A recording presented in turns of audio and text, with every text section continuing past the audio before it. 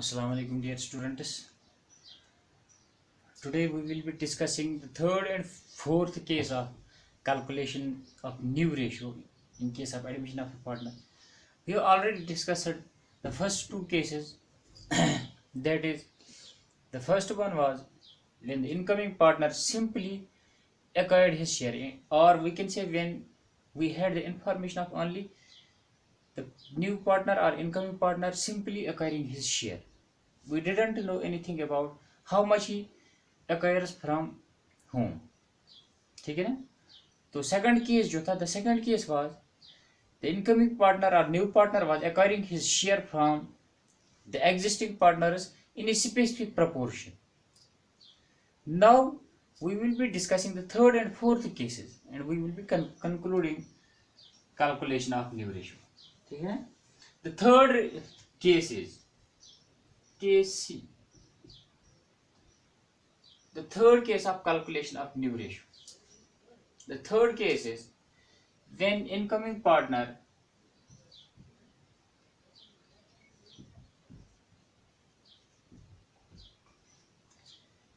or new partner acquires his share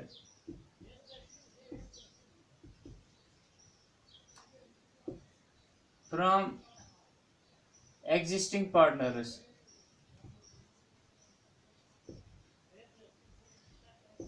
in some specific ratio. Simple. The third case is simple. When incoming partner acquires his share from existing partners in a specific ratio. ठीक है ना. तो simple case है जब जो incoming partner होता है जिसका एडमिशन होता है, जब वो एग्जिस्टिंग पार्टनर से जो शेयर होता है, जब वो एग्जिस्टिंग पार्टनर से एक्वायर करता है in specific ratio. Specific proportion हमने पढ़ा, अब स्पेसिफिक रेशियो हम पढ़ेंगे. ठीक है ना. सिंपल है. सबसे पहला केस ये था, हमारे पास कोई इंफॉर्मेशन नहीं थी कि किससे कितना ही ले रहा है. Second case was he was getting this share from existing partners in some specific proportion. Now we will be talking of if he gets this share from existing partners in some specific ratio. ठीक है ना. तो जो specific, for example एक example लिखेंगे हम X and Y. X and Y, X and Y ये हैं two partners. The ratio between them हम रखेंगे 3:2. फॉर एग्जांपल अब ये जेड को एडमिट कर दें. X and Y admit Z and they admit Z for 1/5 share. 1/5 share. X and Y admit Z for 1/5 share. अगर हम यहीं पर रुकेंगे, दिस इज केस 1. अगर हम यहां से आगे लिखेंगे Z gets this 1/5 from X and Y in some specific proportion. ठीक है ना. 1/5 का कुछ हिस्सा एक्स से, 1/5 का कुछ हिस्सा वाई से, as you know in some specific proportion. तो केस 2. अब केस 3, केस सी ये है, ये हमें कहता है Z gets this 1/5 share from X and Y in a specific ratio. For example यहां पर हम रखेंगे he gets this 1/5 from X and Y in the ratio of 2:1. in the ratio of 2:1. in the ratio of 2:1. that means इस 1/5 का 2/3 x से लेता है और इस 1/5 का 1/3 y से लेता है. सिंपल. ठीक है ना. अब for example there were two partners x and y. the ratio between them was 3:2. they admitted z for 1/5 share. Now we are talking of case C. So I will say here, when we discuss case C, that is specific ratio. Z gets this share from x and y in a specific ratio, and that ratio is 2:1. तो हम कह सकते हैं जो ये 2:1 है ये simply है, अब ये कॉमन सेंस है. 2:1 जो है ये ratio of sacrifice of X and Y. 2:1 is ratio of sacrifice of z has gained 1/5, Z has gained 1/5. Z has gained 1/5. But Z has gained at the cost of X and Y sacrifice. Z gained this 1/5 at the cost of X and Y sacrifice. ठीक है, अब वो इन X और Y की sacrifices की वजह से Z ने 1/5 गेन किया, Z एडमिट हो गया। अब वो किस रेशियो में इसने 1/5 जब इसने गेन किया तो इनकी सैक्रिफाइसेस का जो रेशियो था वो था 2:1, यानी इस 1/5 का 2/3, 1/5 का 2/3 ये X से लेगा, 1/5 का 1/3 ये Y से लेगा। तो हम ये कह सकते हैं, यहाँ पर लिखेंगे। अब अगर हम देखिए इसको सॉल्व करना होगा, there are two partners X and Y, the ratio between them was 3:2, they admitted Z for 1/5 share. ठीक है ना। अब जो ये Z है, Z takes this 1/5 share from X and Y in the ratio of 2:1। ठीक है ना। तो इस प्रॉब्लम को अंडरस्टैंड करने के लिए इसी तरह इस प्रॉब्लम को हम यहाँ पर थोड़ा सा इस एग्जांपल को लिखेंगे। X and Y were partners sharing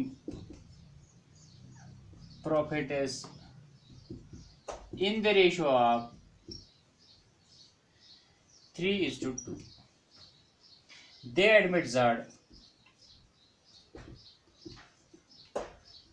for 1/5 share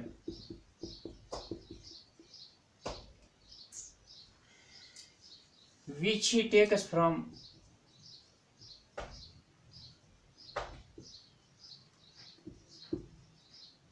X and Y in the ratio of 2:1. ये है when he gets this share in some specific ratio. When incoming partner gets this share in some specific ratio, then what we do? हमारे पास sacrificing ratio दिया गया है, यहाँ पर हमारे पास sacrificing ratio दिया गया है। केस 2 में जो केस 2 हमारे पास था, one thing you should remember, जो हमारे पास केस 2 था in some specific proportion. Specific proportion means actual sacrifices हमारे पास दी गई। Specific proportion means actual specific proportion. Specific proportion जिस वक्त हमने किया केस 2 में, उस वक्त हमने क्या किया, 1/5, 1/4 ए, he gets 1/4, 1/8 from A, 1/9। तो उस वक्त क्या जो स्पेसिफिक प्रोपोर्शन हमारे पास दी गई होती हैं उनको हम कहते हैं एक्चुअल सैक्रिफाइसेस। तो केस सेकंड में हमारे पास एक्चुअल सैक्रिफाइस दी गई होती थी और हमें उन एक्चुअल सैक्रिफाइसेस का रेशियो बनाना होता था, वो फिर हमें बनता था सैक्रिफाइसिंग रेशियो। बट जो हमारे पास केस सी है, यहाँ पर सैक्रिफाइसिंग रेशियो दिया गया है। जो हमारे पास केस सी है, जो हमारे पास केस सी है, यहाँ पर हमें सैक्रिफाइसिंग रेशियो दिया गया है। अब इस सैक्रिफाइसिंग रेशियो की मदद से हमें सबसे पहले देखना है एक्चुअल सैक्रिफाइसेस। हम देखेंगे उन एक्चुअल सैक्रिफाइसेस को डिडक्ट करेंगे उनके प्रॉफिट शेयर से। ठीक है ना, उनका प्रॉफिट शेयर है। फॉर एग्जांपल जो एक्स है,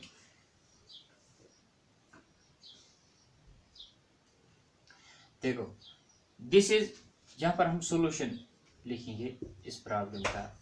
we will go somehow sequentially, so in sequence we should solve these problems as such. ठीक है ना, in this way we should solve these sort of problems in this way. So सबसे पहले हमें लिखना चाहिए Z का शेयर। Z शेयर कितना है यहाँ पे Z का शेयर है 1/5, 1/5, that means 1/5। ठीक है ना। अब हम देखेंगे sacrificing ratio we know sacrificing ratio is 2:1, but now we will see how much Z has acquired from X and how much Z has acquired from Y. जब हमें ये पता चलेगा कि Z ने कितना एक्वायर किया एक्चुअली X से और Z ने कितना एक्वायर किया एक्चुअली Y से, या जब हमें actual sacrifices of X and Y पता चलेंगे, तो हम उन सैक्रिफाइसेस को ओल्ड शेयर के साथ कंपेयर करके न्यू शेयर इजीली निकाल सकते हैं।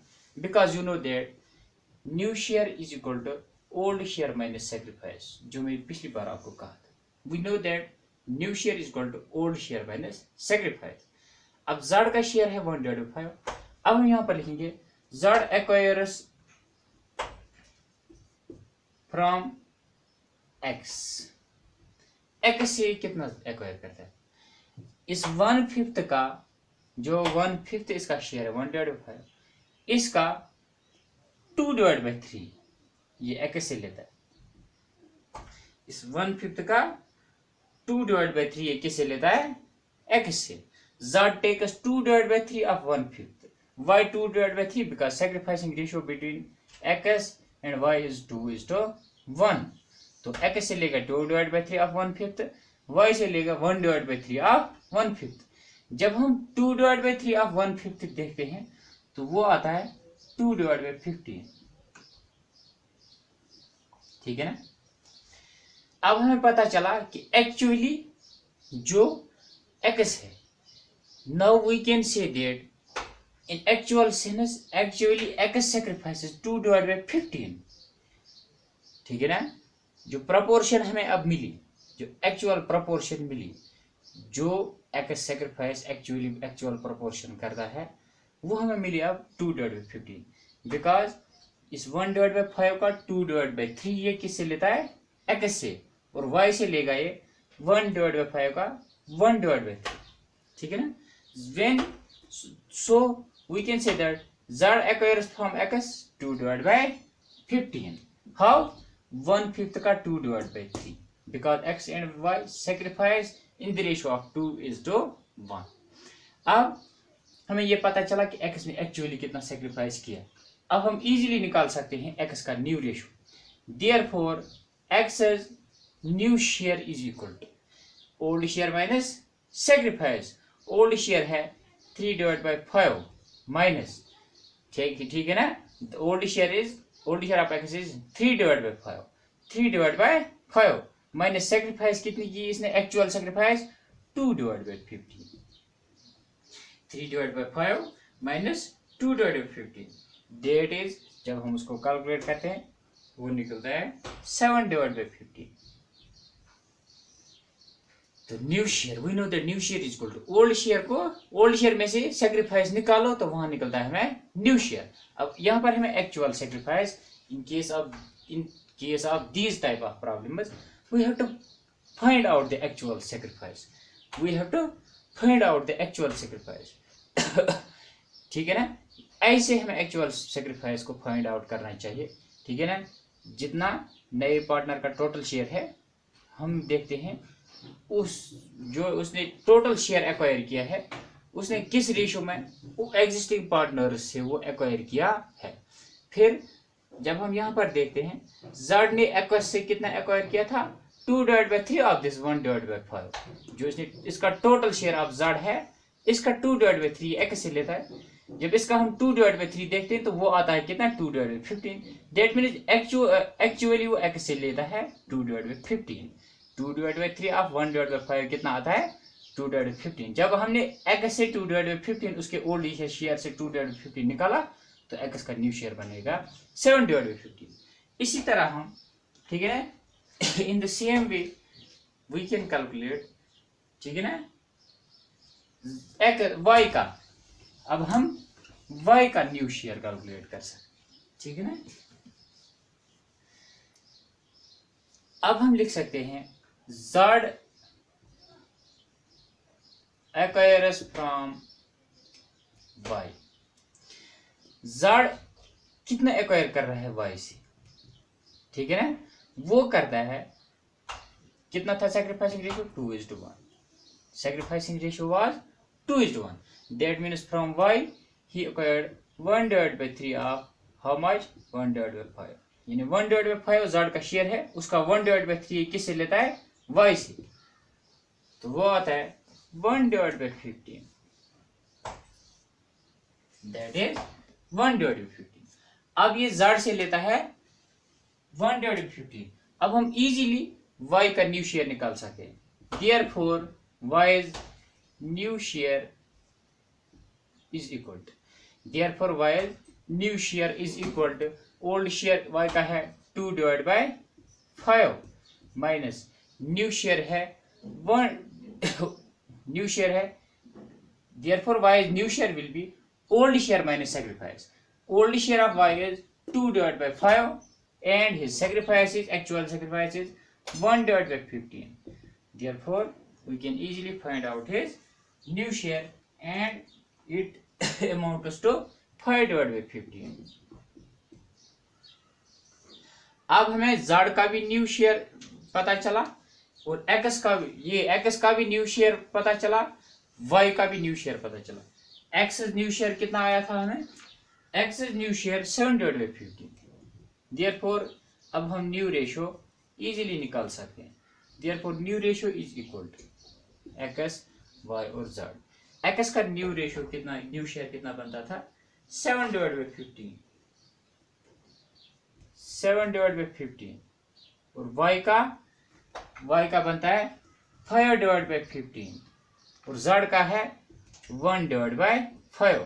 ठीक है ना? तो हम इजीली ये लिख सकते हैं 5 3s are 15, तो हम 7 is to 5 is to 3 हम कह सकते हैं the new ratio is 7 is to 5 is to 3। इस तरह निकालते हैं। ठीक है ना? In this way we find out the new ratio in these type of problems, in case C type of problems, when the incoming partner acquires his share from existing partners in a specific ratio. ठीक है ना? In a specific ratio means the ratio of sacrifices is given. We have to find the actual sacrifice. So how we find actual sacrifice? ठीक है ना? हम इस ratio की मदद से हम देखते हैं इसने किस पार्टनर से कितना एक्वायर किया है एक्चुअली, फिर जितना वो जिस पार्टनर से एक्वायर करता है एक्चुअली उसको हम कहते हैं उस पार्टनर की सेक्रीफाइस। जैसे कि Z से इसने एक्वायर किया 1 डिवाइड बाई 5 ऑफ ये 1 divide by 3 of 1 divide by 5 वो है 1 divide by 15। So we can say that the actual sacrifice made by Y towards Z is 1 divided by 15। we will deduct this actual sacrifice of Y, ठीक है ना, in favor of Z from his old ratio to find out his new ratio। ठीक है ना? तो इस तरह से हमें न्यू रेशियो पता चलता है in case C type of problem. अब केस डी इंशाल्लाह नेक्स्ट लेक्चर में।